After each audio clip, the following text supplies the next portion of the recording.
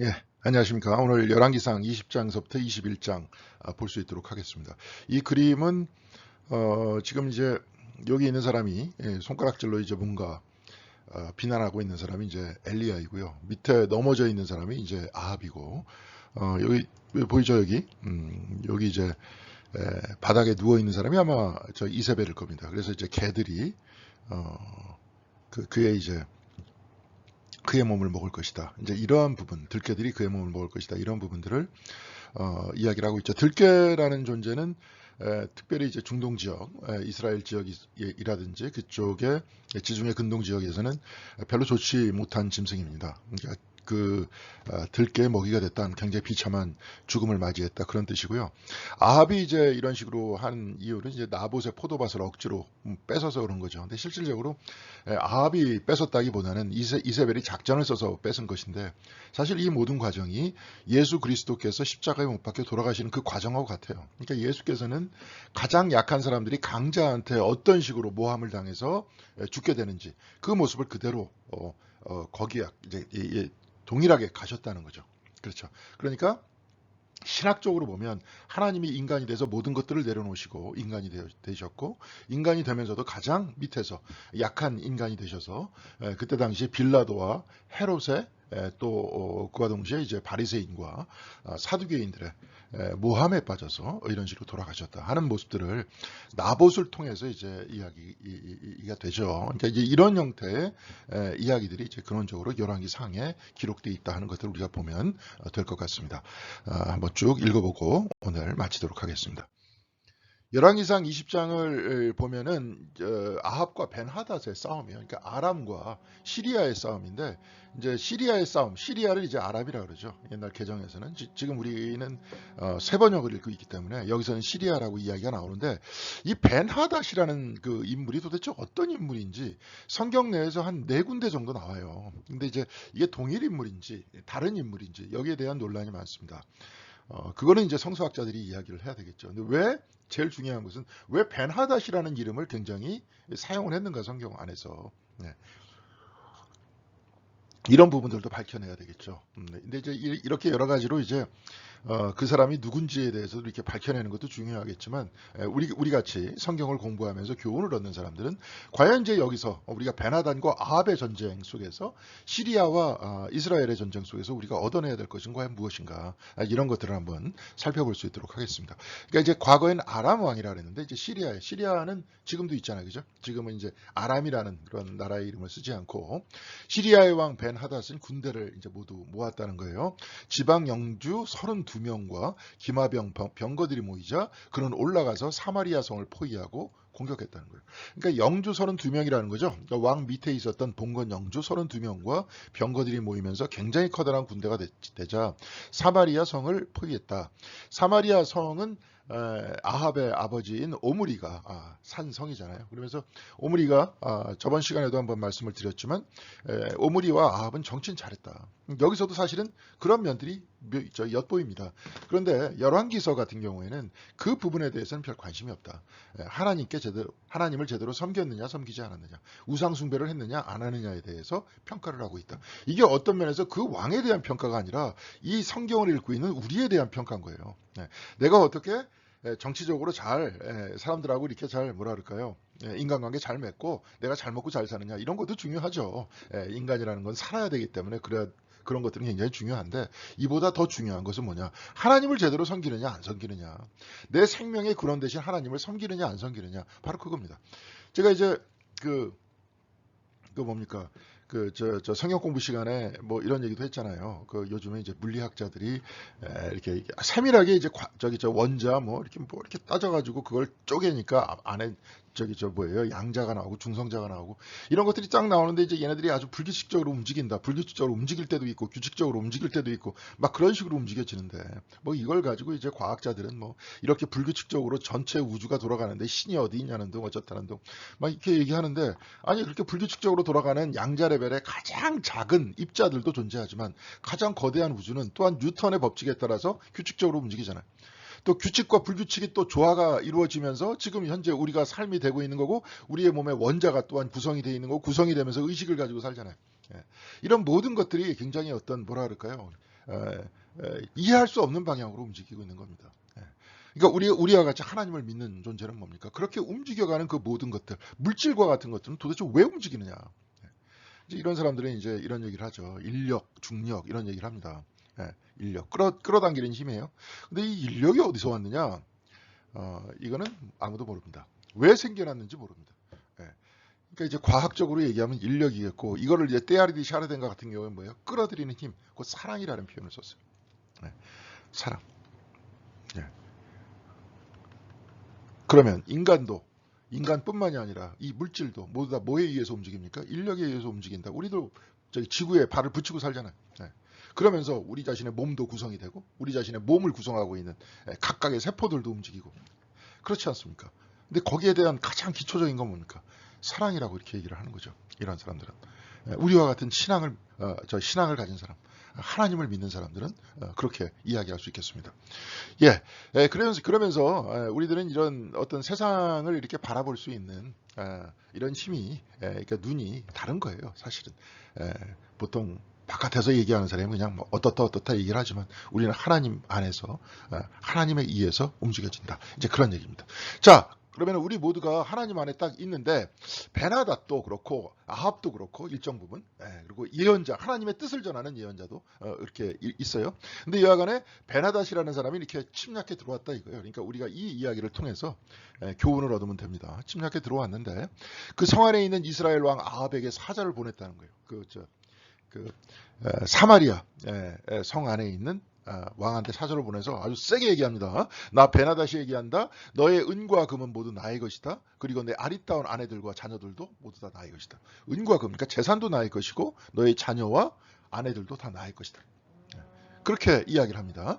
이렇게 얘기하니까 다 뺏으러 왔다는 거예요. 옛날에 그 어떤 경제라는 거 다 약탈 경제 아닙니까? 뺏으러 왔다. 딱 얘기를 하니까 이스라엘 왕이 회답을 보내어서 말하였다. 거기에 대해서 모두 나의 상전이신 임금님 이제 벤하닷을 높이는 거예요. 나의 상전이 쳐들어와 가지고 사마리아를 둘러쌌기 때문에 이거 뭡니까? 이거 꼼짝없이 죽여댔거든요. 그래서 나의 상전이신 임금님의 말씀대로 나와 내가 소유하고 있는 것은 모두 다 임금님. 나도 당신의 것이고 나의 소유물도 임금님의 것입니다. 그렇지만 아내들과 자녀들은 뭐예요? 당신 것이 아니다. 이제 이런 얘기를 하려고 하는 거죠. 그러니까 베나닷이라는 사람은 이제 아람 왕이고 이방인이니까 이 하나님을 전혀 모르는 사람. 아합 왕은 뭡니까? 나쁜 임금인데도 불구하고 하나님을 일정 부분 알았었던 그런 부분이. 그 부분은 뭐냐? 나는 어떻게 할지 몰라도 내 아내와 내 자식들은 당신에게 넘겨줄 수 없다. 이제 그런 얘기를 하는 거죠. 이게 모든 원로와 백성들은 왕에게 벤하닷의 말을 듣지 말고 요구한 것을 보내지 말라고 간언하였다. 그래서 그는 벤하닷의 사절들에게 얘기했다. 그러니까 한판 일절 한번 하자는 거죠. 붙자는 거예요. 그러니까 하니까 임금께서 가서 사절들에게 얘기했다. 임금께 가서 첫 번째 요구는 내가 듣겠지만 아까 은과 금과 이 모든 것들은 당신 것이다. 거기까지는 내가 들어줄 수 있다. 뭐 뺏어갈라면 뺏어가라. 그렇지만 두 번째 요구는 내가 들어줄 수 없다고 전하시오. 이렇게 전했다는 거예요. 그러니까 이제 아합이 그렇게 얘기했습니다. 그래서 사절들은 돌아가서 그대로 이제 베나닷에게 보고를 했습니다. 그러니까 이제 베나닷이 두고 보자, 한판 하자는 거네. 그러면서 이제 들어오는 거죠. 근데 이제 그때 이제 하나님께서 개입하십니다. 개입하시는 형태가 뭐냐면 예언자 한 사람이 이스라엘 아합 왕에게 가서 말했다는 거예요. 나 주가 말한다. 하나님께서 말씀하시는 겁니다. 내가 이렇게 큰 군대를 본 적이 있느냐. 그러나 이 큰 군대가 이제 아까 베나닷이 데리고 끌고 온 군대죠. 영주 32명을 끌고 와가지고 마차와 병거가 수없이 많은 아주 그 군대를 본 적이 있느냐. 그러나 내가 오늘 그들을 내 손에 넘겨줄 것이니 너는 내가 주인이 될 줄 알게 될 것이다. 벤하닷이 너의 주인이 아니라 내가 너의 주인인 것을 알게 될 것이다. 우리 기독교인은 뭐라 그랬어요? 아까 전체 우주가 여러분과 제가 하나님 안에 있다. 물질들도 움직인다니까요, 다. 인력에 아까 인력이다 어떻다 해갖고 이제 과학자들은 달리 해석하고 자기 나름대로는 왜 생겼는지 모르겠지만 여하간에 그것을 기초로 해가지고 가장 작은 원자 단위에서부터 가장 거대한 우주가 다 움직인다. 이런 표현들을 쓰고 있지만 우리는 하나님의 사랑 안에서 모든 것들이 움직인다. 그렇게 되다 보니까 우리는 생물체, 무생물체 옛날에 이제 나눴어요. 우리가 뭐 이제 인간들만 뭐 영혼이 있다, 뭐 혼이 있다, 특별히 그리고 저기 동물들은 없고 저 물질도 없고 동물은 이제 움직이는 자동 인형이다 이렇게 생각했던 게 언제 사고 방식이냐? 근세 사고 방식이에요. 이 사람들은 혼을 뭐라고 생각하냐면 이성이라고 생각했기 때문에 그래요.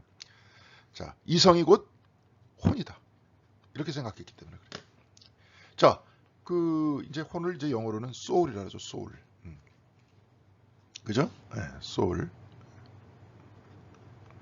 이렇게 생각했기 때문에 그래요. 이제 영이라고 표현하기도 하고 혼이라고 표현하기도 하고 뭐 이래서 헷갈리는데 여하간에 이제 soul이라고 생각한 이유가 뭐냐면 인간들만 뭡니까? 이성이 있잖아요. 이성이 있다는 건 뭐냐면 그럼 동물들은 뭐 집 같은 거 못 짓냐? 짓죠. 뭐 참새도 집을 짓고 참새는 집을 안 짓는구나. 저기 보면은 까치도 집을 짓고 그쵸? 네. 저 이제 미국에서 보니까 저 다람쥐 집 여러분 보셨습니까? 제가 다람쥐 집 짓는 걸 옆에서 바로 목격을 했어요. 그때 당시까지만 하더라도 그 동영상 카메라가 있었으면 찍었을 텐데 바로 저희 집 그 창문 보이는데 거기에다 집을 짓더라고요. 얘가 막 나무 꺾고 와가지고 막 짓는데 진짜 까치집 같이 져요. 이렇게 나무를 이렇게 둥그렇게 그렇게 쳐요. 이제 그렇게 짓는 모습을 제가 한번 봤습니다. 근데 걔네들도 다 집 짓지 않냐? 다 예를 들어서 뭐 소라 같은 거, 고동 같은 거 보면 비례가 일정하지 않냐. 이 수학적인, 근데 걔네들이 수학적인 이성이 있다 이렇게 얘기할 수는 없잖아요. 그렇잖아요. 그러니까 이제 인간들은 이런 도식들을 가지고 어디든지 적용해서 이런 문명을 만들었잖아요. 그래서 이성이 있다는 겁니다. 근데 이 이성을 소울이라고, 혼이라고, 영혼이라고 이렇게 생각을 했던 거예요. 그러니까 동물들은 그게 없지 않느냐. 물질도 없지 않느냐. 저기 뭐예요. 나무들도 없지 않느냐. 그러니까 오직 인간들만 영혼이 있다. 이렇게 얘기했는데, 그렇죠. 이렇게 얘기를 했는데 이게 인간 중심적 사고 방식인 거죠. 그러니까 천국에 딱 올라가면 이제 누구만 있습니까? 인간들만 있는 거죠. 인간의 영혼이 거기 가니까 뭐 우리 집 개도 없습니다. 나무도 없어요. 그러니까 인간들만 득실득실한 것이 천국이다. 아유 끔찍하지 않습니까? 그런데 아까도 얘기했지만 하나님 안에 있는 세계관 안에 있냐면 하나님의 커다란 성령 안에서 뭐가 움직여요? 모든 것들이 다 움직이잖아요. 성령 안에 있잖아요, 다. 그렇죠? 그런 겁니다. 성령에 의해서 우리의 혼이 그것을 받아 우리의 몸을 가지고 움직이고 있지 않습니까? 그러고 있는 겁니다.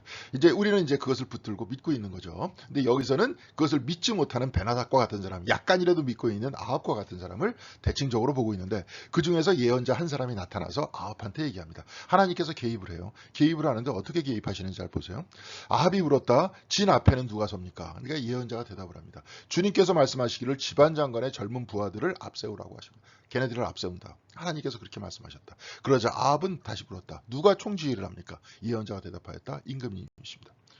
자, 하나님께서는 힘을 주시고 여기 예언자들을 통해서 말씀하시고 우리들에게 믿음을 주시고 힘을 주시고 생명을 주십니다. 그 나머지는 어떻게 해요? 우리들이 해야 돼요. 이제 잘 보세요. 창세기 1장 28절에 보면 하나님이 그들에게 곧 남자와 여자에게 복을 베푸시죠. 하나님의 형상대로 이들을 창조하신 다음에 그들에게 말씀하시기를 생육하고 번성하여 땅에 충만하라. 땅을 정복하라. 땅을 정복하라는 것은 제가 말씀했습니다. 땅을 착취하라는 뜻이 아니라 그때 당시에 이 성경책이 쓰여질 당시가 바빌론 포로기였다. 그래서 땅에 신이 있었다. 그러니까 땅이라든지 세상에 존재하는 모든 것들이 신이 아니다. 그들을 믿지 말아라. 그것을 극복해라. 그렇지만 어떻게 해라? 너희들이 다스려라. 바다와 고기와 공중의 새와 땅 위에 살아 움직이는 모든 생물을 다스려라. 인간한테 주신 거예요. 하나님께서는 인간한테 생명을 주시고 모든 피조물들한테 생명을 주시고 창조의 면류관으로 그 위에 올려 세우신 다음에 너희들이 다스리라. 이제 너희들이 너의 삶을 만들어 갖고 니들이 살아라. 이렇게 말씀하신 거예요. 이것을 가지고 이제 뭐예요? 신학적으로 뭐라고 표현하냐면 이렇게 표현합니다. 자유의지. 이건 뭐 이제 에라스무스하고 루터라는 사람이 이제 둘이서 자유의지냐 이제 노예의지냐 이제 루터 같은 경우에는 율법에 복종할 것이냐 은총에 복종할 것이냐 그러니까 우리는 의지가 없어 우리는 오로지 복종하는 것밖에 없어 그러니까 노예의지야 이런 표현을 루터는 얘기했던 거고 에라스무스가 얘기했었을 때의 자유의지는 뭐예요? 하나님께서 우리가 생명을 주시는데 우리가 우리의 삶을 만들어 나간다 은총에 의해서 우리가 만들어 나가는 것 이것이 자유의지 아니냐 그러니까 자유의지라는 주소가 달라요 루터하고 에라스무스가 표현하고 생각하는 영역이 다른 거예요 근데 서로가 여하간에 이렇게 얘기하면서 긴 논쟁을 썼는데 여하튼간에 자유의지라는 그 이야기는 우리의 삶을 우리가 만들어 나가야 되는 거예요 늘 하나님께서 우리에게 생명을 주시고 음식을 주시고 그렇죠. 예, 그렇잖아요. 모든 것들 다 주시고. 그러면 우리는 우리 삶을 꾸려나가야지 뭐 하라는 대로 뭐 로봇처럼 움직입니까? 예, 그렇지만 하나님께서 말씀하시는 공의와 사랑을 향해서 우리가 가야 돼요. 깨달으면서 가야 돼요. 예, 그게 우리들이 가지고 있는 우리 자신의 삶의 방향이에요. 자, 그런데 이거 보세요. 창세기 이제 5장하고 6장 이게 뭐 원죄다. 이제 원죄라는 것보다 인간의 불순종이다. 이런 것들을 쭉 볼 때 봐요. 하나님은 너희가 그 나무를 먹으면 이제 뱀이 유혹하는 거죠. 너희의 눈이 밝아지고 하나님처럼 되어서 선과 악을 알게 된다는 걸 아시고 그렇게 말씀하신 거다. 그러니까 이 열매 먹어도 너희는 안 죽어. 오히려 네 눈이 밝아져. 선과 악을 알게 돼. 이렇게 얘기하니까 여자가 그 나무의 열매를 보니 먹음직도 하고 보암직도 하였다. 그뿐만 아니라 사람을 슬기롭게 할 만큼 탐스럽게 한 그 아주 생명의 나무였다는 거예요. 그래서 여자가 그 열매를 따먹고 선악과를 따먹고 함께 있는 남편에게도 주니 그도 그것을 먹었다. 자, 제가 왜 여기다 이 글을 쓰냐면 이 성경 말씀을 쓰냐면 여기서 이렇게 이들이 막 선악과 따먹고 난리치고 그럴 때 하나님께서 개입하셨습니까? 야, 따먹으면 안 돼. 너 큰일 나. 이렇게 말씀하셨어요? 말씀 안 하셨잖아요. 인간이 가지고 있는 자유의지, 자기 자신의 삶을 만들어 나가는 그 힘을 존중하신 거예요. 인간이 타락하게 됨에도 불구하고 마찬가지입니다. 그럼에도 불구하고 아담이 손을 움직일 때 그 손을 움직이는 에너지와 힘은 다 누가 주신 거예요? 하나님께서 주신 거잖아요. 그때 그가 호흡하고 있는 그 생명은 누가 주신 거예요? 하나님께서 주신 거예요. 그럼에도 불구하고 인간이 자유의지를 가지고 있다고 봤기 때문에 이 뭐예요? 봤기 때문이 아니라 주셨기 때문에 여기서 하나님께서 명령하셨잖아요. 다 다스려라. 주셨기 때문에 개입하지 않으시는 거예요. 생명만 개입하시는 겁니다. 아까 전쟁에 개입하실 때도 마찬가지예요. 그렇게 한다. 전쟁은 누가 하느냐? 네가 해야 되는 거예요. 이제 그 믿음을 가지고 내가 해야 되는 거예요. 하나님께서 우리와 함께 하고 있다는 믿음을 가지고 아합이 지휘관들과 같이 전쟁하는 거예요. 자, 그렇게 하나님께서 함께 하시는 믿음을 가지고 살아가는 삶의 방식이 뭡니까? 신앙인의 삶의 방식이죠. 그러면서 예언자가 개입하잖아요. 자, 근데 그와는 반대로 정화가 되자 아합의 군대가 공격을 시작했대요. 그때 베나닷은 자기를 돕는 지방 영주 32명과 함께 막사에서 뭐예요? 술을 먹고 있는. 자, 한쪽에서는 하나님과 함께하는 믿음을 가지고 앞으로 가는 사람과 한쪽에서는 뭐예요? 술 먹고 있는 사람. 세속과 성스러움이 구분되고 있잖아요. 사실 우리가 봐야 되는 건 이런 겁니다. 전쟁에서 이겼으니까 배나다 그냥 몰살시켜버려야 된다. 뭐 이런 얘기가 아니라 더 중요한 건 뭐예요? 우리가 하나님과 더불어 살아가는 믿음의 삶을 살 것인가. 여기도 예언자가 나타나죠. 성직자가 나타나잖아요. 그의 조언에 따라서 그렇죠. 그 안에서 하나님과 함께하면서 동행하는 삶을 살 것이냐 아니면 이렇게 방탕한 삶을 살 것이냐 이렇게 구분하고 있는 거죠. 우리가 읽어내야 될 것은 이것을 읽어내야 되는 겁니다. 막 그렇게 술 먹고 이제 난리치고 이제 군기는 빠질 대로 빠졌으니까 군대가 쳐들어오니까 이기겠습니까? 그래서 저마다 닥치는 대로 베나닷의 군대를 무찔렀고요. 그래서 시리아 군인들은 다 도망하였고 아주 그냥 아까 많았잖아요. 영주 32명을 데리고 엄청난 군사력을 가지고 왔지만 이들은 다 도망했다는 거예요. 이스라엘 군대가 그들을 추격하였다. 시리아의 왕 벤하닷도 기병들과 함께 말을 타고 도망했다. 자, 자기가 생각했을 때는 아합을 졸로 봤는데 보니까 한번 지니까 이제 기분이 좋습니까? 나쁩니까? 그것도 자기가 딱 보니까 술을 먹고 있었으니까 내가 그때 방심했던 거야. 술 안 먹었으면 내가 이길 수 있었어. 그렇게 생각할 거 아닙니까? 자, 그래서 해가 바뀌었어요. 그래서 뭐 한 판 더 붙자. 그래서 베나닷은 시리아 군대를 소집하고 이스라엘과 싸우려고 아벡이라는 곳으로 올라갔습니다. 그때 또 누가 나타나냐면 하나님의 사람이 가까이 옵니다. 지금 항상 예언자가 가까이 오고 하나님의 사람이 가까이 와서 아합은 하나님과 함께 있잖아요. 시리아 사람이 말하기를 내가 사나의 신이지 평지의 신은 아니라고 하니 시리아 사람들은 그렇게 얘기하니 내가 이 큰 군대를 모두 내 손에 내주겠다. 저 큰 군대, 시리아의 군대를 아람의 군대를 주겠다. 이제 너는 곧 내가 주인 줄 알게 될 것이다.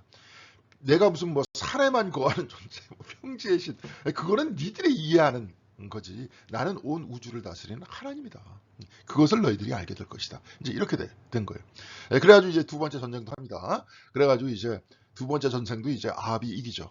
그러니까 아합이 딱 이긴 상태에서 이제 베나닷이 이제 살려달라. 처음에 아합한테는 너희들 것 다 나의 것이야. 금과 은 나의 것이야. 그 다음에 네 아내하고 자녀들 다 나의 것이야. 빨리 내 앞에서 무릎 꿇어. 딱 이랬던 인간이 이제 뭐라고 얘기하는지 잘 들어보세요. 지니까 이제 소위 얘기하는 깨갱을 어떻게 하고 있는지 보겠습니다. 나의 부친이 왕의 부친에게서 빼앗은 성들을 다 이제 돌려드려. 그러니까 아버지 때서부터 이제 더 셌다 이거죠. 그러니까 당신의 아버지 오므리한테 빼앗은 성을 다 주겠다. 그러니까 나만 살려달라. 그러니까 이런 거 보세요. 예수님께서 천하보다 생명이 귀하다고 그러셨는데 자기 목숨이 위태로운데 이런 거 다 무슨 소용이 있겠습니까? 그래서 나의 부친이 사마리아 안에 상업 중심지인 광장을 만든 것 같이. 그러니까 하나의 어떤 광장을 만들어서 너희들의 물품 자체를 다 나한테 조공바치도록 그렇게 만들었듯이 너도 당신께서도 임금님께서도 손수 다마스커스가 어디냐면 이제 다메섹이죠. 이제 바울이 이제 가가지고 믿는 사람들 붙잡아 가려고 했었던 그 도상, 다메섹으로 가던 도상, 이게 이제 다마스커스인데 다메섹 안에 그러한 광장을 만드십시오. 그러면서 이제 마음대로 해갖고 우리가 당신한테 조공을 바치겠습니다. 알겠습니다. 막 이렇게 얘기를 하니까 아합이 그 소리를 듣고 나는 그런 조약을 조건으로 당신을 보내드리겠소. 하고 말한 뒤에 그와 조약을 맺고서 베나닷을 놔줬다. 그러니까 여태까지 이제 항상 전쟁을 할 때 누가 옆에 있었습니까? 예언자가 있었고 하나님과 함께 한다는 믿음이 있었는데 요 상황이 딱 벌어질 때 예언자가 옆에 있었어요? 없었어요? 없었잖아요. 하나님과 함께 있었어요? 없었어요? 없었어요. 누가 했어요? 자기가 임의대로 했어요. 조건은 좋아요? 나빠요? 좋아요. 좋으니까 좋은 것을 선택한 겁니다. 그런데 되게 이게 굉장히 중요한 게 이렇게 좋은 것을 자기가 선택하는 그러한 조건을 찾아가는 그러한 삶이 중요한 것이 아니라 더 중요한 것은 하나님과 함께 있고 하나님의 공의와 정의와 함께 있어야 한다는 것을 얘기하고 싶은 거예요. 지금 이 말씀은. 그래갖고 나중에 예언자가 와가지고 나중에 변장해가지고 뭐 그것도 굉장히 웃긴 얘기죠. 뭐 주먹으로 나를 한 대 때려라 그래갖고 부상을 입고 와가지고 부상병인 것처럼 찾아와가지고 아합한테 얘기를 하죠. 그러면서 나중에 변장한 모습을 풀어헤치고 예언자가 되면서 왜 당신은 베나닷을 처리하지 않고 그냥 임의대로 내보냈느냐. 죽이라 이 말이 중요한 게 아니라 왜 그 순간에 하나님과 함께 있지 않았느냐. 네가 결정하고 판단할 때 왜 하나님과 함께 있지 않았느냐. 그런 얘기하는 거예요. 여러분들도 마찬가지입니다. 이게 딱 보면은 나한테 이익이 올 것 같아. 그러면 이걸 딱 선택을 하잖아요, 우리는. 그런데 여기서 지금 우리들한테 얘기하는 것은 이것이 하나님의 길인지 아닌지를 선택하라는 거예요. 대단히 중요한 겁니다. 옛날에 이제 이영도 목사가 굉장히 유명하고 아주 그냥 설교도 잘 하시는 분이에요. 그런데 이제 그분이 그때 이제 평양에 아주 그냥 파격적인 조건으로 굉장히 큰 대형 교회죠, 요즘에. 거기 담임 목사로 오라고 청빙을 받았어요. 이영도 목사가. 청빙을 받았는데 안 갑니다. 이게 하나님의 뜻인지 아닌지 난 모르겠다. 자기가 가만히 보니까 자기는 아주 가장 낮은 곳에서 헌신하면서 자기는 부흥회 다니면서 사람들의 마음속에서 은혜를 전하는 거. 이게 나의 사명인 것 같다. 그래가지고 안 갔어요. 이게 이제 성경에서 말씀하고 있는 그런 사람의 태도죠. 그러니까 좋은 거 포기하라 그런 소리가 아니라 항상 모든 것들을 선택을 할 때 이게 하나님의 뜻인가 아닌가? 하나님의 뜻이라는 건 뭐냐면 특별히 우리가 지금 잠언을 읽고 있는데 이것이 하나님의 공의와 사랑에서 나오는 것인지 하나님의 나라를 위해서 필요하고 적당한 것인지 아닌지 그거 파악하라는 거죠. 이제 그런 내용입니다. 자, 이 다음에 이제 열왕기상 21장 한번 살펴보도록 하겠습니다. 이제 아합이 나봇에게 말했어요. 이제 그 앞에 있는 포도밭을 딱 보니까 이제 죽겠거든 너무 예뻐서. 자기가 여태까지 좋은 것만 선택했잖아요. 좋은 것만 선택하는 그 사람의 태도가 어떻게 되고 있다는 것들을 나봇의 포도밭을 통해서 가르쳐주고 있는 겁니다.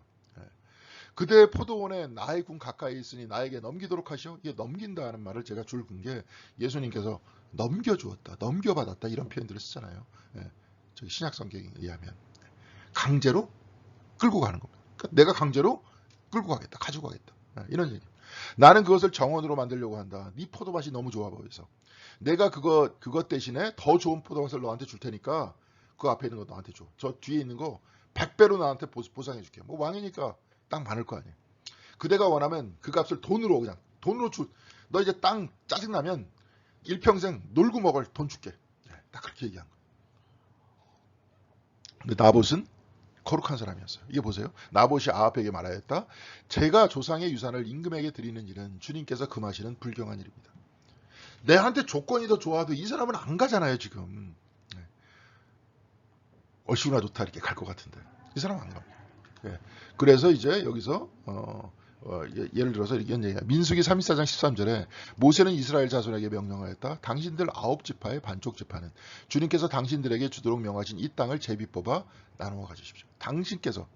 주님께서 당신들에게 주도록 명하신 하나님께서 주신 거예요. 레위기 25장 23절에는 나중에 희년을 얘기하면서 이런 얘기를 합니다. 땅을 아주 팔진 못해요. 땅은 언젠가는 땅의 주인은 하나님이세요. 나한테 임대한 거예요. 그래서 땅은 나의 것이다. 너희는 다만 나그네이며 저 때문에 안 보이는 나그네이며 나에게 와서 사는 임시 거주자일 뿐이다. 우리들 그렇잖아요. 이따가 우리는 가고 좀 이따 시간이 흐르면 우리는 죽지 않습니까? 임시거주자 아닙니까? 예. 그냥 나그네일 뿐 아닙니까? 이제 그런 얘기를 하는 거죠. 예. 그러니까 땅도 하나님의 것이다. 그리고 땅도 조상한테 난 물려받았는데 조상도 뭐예요? 이스라엘 자손이 주님께서 당신들에게 주하신 이 땅을 제비 뽑아서 나눠 가져라. 그래갖고 12지파가 나눠 갖고 12지파에 자기 땅들이 다 있는 거예요. 예. 근데 그 땅을 하나님께서 주신 것이기 때문에 팔지는 못해. 팔았다 그래도 나중에 신년이 됐을 때 돌려줘야 되는 거예요. 그러니까 여기서도 나봇도 그렇게 얘기한 거예요. 예. 그렇게 얘기하니까 이제 얘가 이제 잠이 안 와. 맨날 자기가 원하는 거, 좋은 것만 선택하는 버릇이 있어갖고. 아까도 그랬잖아요. 벤 하닷이 이렇게 얘기하니까 선택했다가 나중에. 너 이제 큰일 났다, 너 이제. 이제 이런 식의 지적을 당하죠. 근데 아합은 이스라엘 사람 나봇이 그 포도원을 조상의 유산이라는 이유로 양도하기를 거절하였으므로 이제 마음이 상했어. 이제 얘는 율법은 알긴 아는 거예요, 이제. 그러니까 자기가 뺏지 못한다는 걸 아는 거야. 뺏지 못한다는 걸 알면 포기하면 됐지. 근데 마음이 이제 상했어요. 화를 내며 궁으로 들어와서 침대에 얼굴을 돌리고 음식도 먹지 않았대. 그러니까 그의 아내 이세벨이 이제 얘기했어요. 당신은 현재 이스라엘을 다스리는 임금이 아니십니까? 뭐 이렇게 나봇한테 이렇게 쩔쩔맵니까? 사실 죽여버려요. 그런 얘기죠. 그리고 땅 차지해버리면 되는 거 아닙니까? 일어나서 음식을 드시고 마음을 좋게 가십시오. 편하게 하고 자, 밥 빨리 먹어. 부인이니까 또 이런 얘기하는 거죠. 내가 이스라엘이죠. 이스라엘이 아니라 이스르엘입니다. 제즈르엘이라 그래요. 이게 평지 지역을 그렇게 이야기했는데 제즈르의 평지라고 있었습니다. 나봇의 포도원을 임금님의 것으로 내가 만들어드리겠다. 그런 얘기를 하죠. 그런 다음에 어떻게 모함을 짜냐면 이세벨은 아합의 이름으로 편지를 써서 자기가 써야 되는데 자기 이름으로 안 쓰죠? 누구 이름으로 씁니까? 왕 이름으로 쓰죠? 왕 이름으로 왕이 써야 되는데 누가 써요? 자기가 쓰죠? 이걸 가지고 요즘 말로 뭐라고 얘기합니까? 국정농단이라는 거예요. 이런 걸 가지고 맘대로. 그래서 옥새로 옥새도 지가 이제 임봉을 합니다. 삥 둘러싼 다음에 임봉을 꽝 찍는데 자기가 한 거예요. 왕의 도장을 자기가 맘대로 썼다. 근데 왕은 가만히 있는 거잖아요. 지금 아합은. 그렇게 했던 거예요. 이세벨이 뭐예요? 저기 두로의 왕의 딸이기 때문에 그렇게 해가지고 두로의 왕과 편하게 관계를 맺는 게 더 좋다. 그렇게 정치적인 결단 안에서만 살았던 거예요. 이게 공이냐 사랑이냐 여기에 대해서는 관심 없었던 거죠. 그래서 그 편지를 나봇이 살고 있는 성읍의 원로들과 귀족들에게 보냈다. 그래서 그는 이렇게 편지를 써요. 아합이 쓴 게 아니라 이세벨이 씁니다. 금식을 선포하고 나봇을 백성 가운데 높게 앉게 하시오. 그리고 건달 두 사람을 그와 마주 앉게 하고 나봇이 하나님과 임금님을 저주하였다고 증언하게 한 뒤에 그를 끌고 나가서 돌로 쳐 죽이시오. 다 모함을 해버린 거죠. 예수님께서 신성 모독을 했다고 이게 끌고 나와가지고 어떻게 합니까? 십자가에 못 박아 죽였다 하는 내용과 거의 비슷한 유사한 내용이 나타나지 않습니까? 이거 봐요. 예수님께서 이제 인자가 하늘에서 내려오는 것을 보리라 그러니까 갑자기 그때 대제사장은 자기 옷을 찢고 큰 소리로 말하죠. 그가 하나님을 모독하여서 이제 우리에게 이 이상 증인이 뭐가 필요하겠냐. 보시오 여러분은 방금 하나님을 모독하는 소리를 들었소. 라고 얘기하면서 바리새인들이 지금 모여있는 그곳에 얘기를 하죠. 제사장은 사두개인이었습니다. 사두개인들과 바리새인이 하나가 돼서 예수를 십자가에 못 박죠. 그 모든 과정은 사실은 모함이 예전부터 있었던 거 아닙니까? 자, 그러면서 이렇게 묻죠. 여러분의 생각은 어떠하오? 그러자 그들이 대답하였다. 그는 사형을 받아 마땅합니다. 모함을 해가지고 돌로 쳐 죽이듯이 십자가에 못 박혀서 죽게 했다. 그런 얘기 아닙니까? 그래서 이제 이세벨은 나봇이 돌에 맞아 죽었다는 소식을 듣고 곧 아합에게 말했다는 거예요. 일어나십시오. 돈을 주어도 당신에게 넘기지 않겠다고 하던 이스라엘 사람, 제즈레엘 사람 나봇의 포도원을 차지하십시오. 나봇은 살아있지 않습니다. 죽었습니다. 이제 뺏으십시오. 딱 얘기하죠. 그러니까 우리가 아까 표지에서 본 그림처럼 엘리야가 나타나서 그렇게 말씀합니다. 내가 너에게 재앙을 내려 너를 쓸어버리되 너의 아합 가문에 속한 남자는 종이든지 자유인이든지 씨도 남기지 않고 이스라엘 가운데에서 없애버리겠다. 내가 이스라엘 사람에게 죄를 짓게 하여서 나를 분노하게 했으니 내가 내 가문을 느밧의 아들 여로보암의 가문처럼 아이야의 아들 바이사의 가문처럼 되게 하겠다. 여기서 이제 아이야의 아들 바이사가 여로보암의 가정을 싹 다 박살이 내죠. 바이사는 뭐예요? 시므리에 의해서 박살이 나죠. 시므리는 누구에 의해서 박살이 나는 것과 마찬가지입니까? 오므리에 의해서 박살이 나죠. 자, 오므리의 왕조 아합은 누구에 의해서 박살이 납니까? 나중에 누가예요? 예후에 의해서 박살이 납니다. 이런 식으로 이제 박살이 난다는 거예요. 예후에 의해서. 자, 그러니까 아합은 이 말을 듣고 자기 옷을 찢고 맨몸에 굵은 배를 거치고 금식했다는 거예요. 그러니까 이 사람은 조금은 남아있다니까요. 신앙이. 굵은 배옷을 입고 눕고 또 일어나서 거닐 때에도 슬픈 표정으로 힘없이 걸었다. 아주 겸손해졌어요.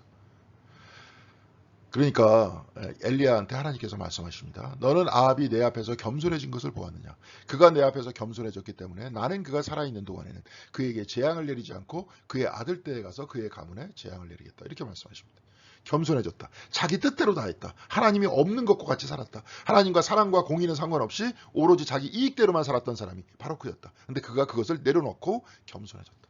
그래서 그의 아들 때에 재앙을 내리겠다. 그의 아들도 똑같이 아합과 같이 겸손해진다면 어떻게 되겠어요? 재앙을 내리지 않으시는 거예요. 겸손하여 하나님의 뜻을 받들어 살아나가는 신앙인의 모습, 바로 그 모습을 우리가 살아나가야 된다는 겁니다. 아까 우리가 이제 저기 그 아합의 전쟁 때에도 마찬가지였고 지금 나봇의 포도밭 때도 마찬가지였습니다. 우리가 여기서 얻는 교훈은 뭐예요? 전쟁 때에도 하나님과 함께 있을 때 그가 승리했지만 자기가 임의대로 자기 뜻대로 나갔을 때 멸망이 다가오기 시작을 하고, 포도원도 자기가 원해서 자기 뜻대로 자기가 가지려고 했었을 때 나중에 어떻게 돼요? 사람을 살해하게 되고 나중에 하나님으로부터 어떻게 됩니까? 그 가정이 잘못하면 나중에 망하죠. 멸문지화를 당할 수밖에 없는 그 상황에 빠지게 된다 하는 그런 내용입니다. 그리고 이세벨은 뭡니까? 엘리야의 예언과 같이 떨어져서 저렇게 죽게 됐다. 이제 그런 내용을 나중에 이제 그게 나옵니다. 예후의 반란 때 나오는데 그런 모습으로 죽게 된다 하는 것들을 보여주고 있습니다. 자, 여러분 오늘 열왕기상 20장, 21장을 봤습니다. 그때 당시의 역사를 이제 그대로 보면서 그 어떻다, 저게 어떻다, 이게 피상적으로 이렇게 보지 말고 이 이야기 속에서 우리가 얻어야 될 교훈은 뭡니까? 하나님과 늘 같이 있어야 된다. 우리가 결단을 낼 때 하나님과 같이 있어야 된다. 그리고 그 안에서 특별히 이제 요즘에 공의와 사랑 얘기하는데 하나님의 사랑과 공의 안에서 우리가 어떤 판단을 내려야 될 것인가를 결정해야 된다. 내가 원하고 내가 욕망하는 것을 얻기 위해서 하다 보면 나중에 어떻게 돼요? 나 자신도 화를 입게 된다는 것을 보여주고 있습니다. 자, 여러분 수고하셨습니다. 다음 주에 뵐 수 있도록 그렇게 하겠습니다. 감사합니다.